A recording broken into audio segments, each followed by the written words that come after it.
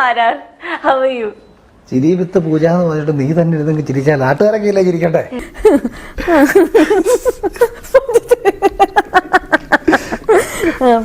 ചേട്ടാ എങ്ങനെ പോകുന്നു ലൈഫൊക്കെ? നിങ്ങളൊക്കെ ഉണ്ടായിട്ട് വളരെ സുഖമായിട്ട്. എന്തോ കുത്തി പറയുന്ന പോലെ എനിക്ക് ഫീൽ ചെയ്യുന്നുണ്ട് കേട്ടോ. കുത്തിയില്ലല്ലോ, കുത്താൻ പോണല്ലേ ഉള്ളൂ. ഞാനൊന്നും ഉപദ്രവിച്ചിട്ടില്ല കേട്ടോ. എന്താണത്? നിങ്ങൾ എന്ന് ഞാൻ ഉദ്ദേശിച്ചത് ഒരു സമൂഹത്തെയാണ്. നിങ്ങൾ ഉൾപ്പെടുന്ന ഒരു ഓൺലൈൻ സമൂഹത്തെയാണ്. ഈ പറഞ്ഞതിന് വേറൊരർത്ഥം ഇല്ലേ? ഏയ് അങ്ങനെ പ്രത്യേകിച്ച് അർത്ഥമൊന്നുമില്ല. സ്നേഹിച്ച് നിങ്ങൾ എന്നെ ഇങ്ങനെ വികരാശത്തെ സന്തോഷ ജോലികളൊക്കെ രൂപ എത്ര ചെലവാക്കിയാ പോയിട്ടുള്ളതെന്ന് അറിയാമോ? നമ്മൾ ഫ്രീ ആയിട്ടാ പോയിട്ടുള്ളത്. എപ്പോഴും flying always up in the air.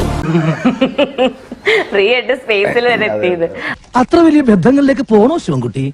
Ration കട മറന്ന് മണ്ണെണ്ണ വാങ്ങണോ? ഇതെന്താ അടിച്ചു വെച്ചേക്ക് നോക്കണോ? ഇതെന്താ? ഇത് ഫീനിക്സ് ആണ്.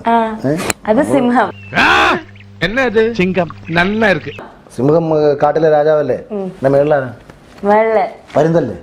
പക്ഷികളിലാരാ? പരുന്ത് പണത്തിന്റെ മേലെ വർക്കില്ല. അയ്യോ അല്ലേ, പക്ഷികളുടെ രാജാവല്ലേ? അതുകൊണ്ട് ഇനി ഈ മേളത്തെ തല നോക്കാൻ വർക്കിച്ച യവം പുലിയാണ് കേട്ടാ. പുലി എന്ന് പറഞ്ഞ വെറും പുലിയല്ല, ഒരു സിംഹം. അപ്പോ ഇപ്പൊ ലൈഫിൽ അവനവനിൽ വിശ്വസിക്കുക. അതെ, ഇതിന്റെ കോൺഫിഡൻസ് അല്ല, അഹങ്കാരം.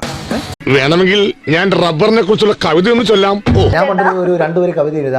ആലയിൽ ചുട്ടുപഴുത്തിട്ടും ചുറ്റുക കൊണ്ട് ആഞ്ഞടിച്ചിട്ടും ഞാൻ വേദനിച്ചില്ല, കാരണം ഒരു നവവധുവിന്റെ കഴുത്തിലെ താലിയായി മാറാനുള്ള നിമിഷം. പ്രതിഭയാണ്, പ്രതിഭാസമാണ്. കാണാനൊരു ലുക്കില്ലെന്നേ ഉള്ളൂ, ഭയങ്കര ബുദ്ധിയാ എന്ന് പറഞ്ഞു. എന്റെ പൊന്നെ, ഇതെങ്ങോട്ട് കണക്ട് ചെയ്ത് ഒരു ജീവിതത്തെ കണക്ട് ചെയ്യിക്കുന്ന ഒരു പൊന്നായി താൻ മാറുന്ന നിമിഷത്തിലേക്ക് വേണ്ടി ഒരു സ്വർണം അനുഭവിച്ച വേദന.